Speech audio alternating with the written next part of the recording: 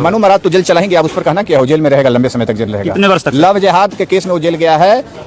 हिंदू लड़की का जो है कि धर्म के नाम पर शोषण करने का उसके आरोप है, इसलिए मैक्सिमम उसमें आजीवन भी सजा है। जान लीजिए 20 वर्ष तो मिनिमम सजा होगा ही, मैं शुरू से ही कह रहा हूँ।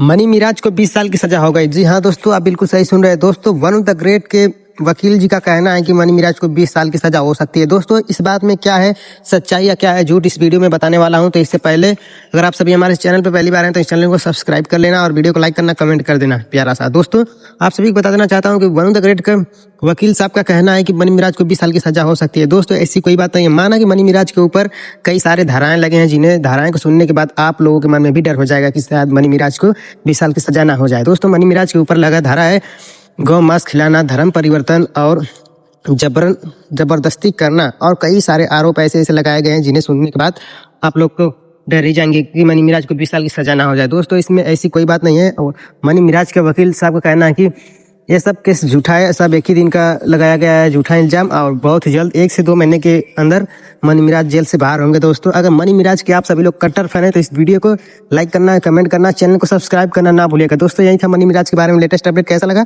कमेंट करके जरूर बताइएगा।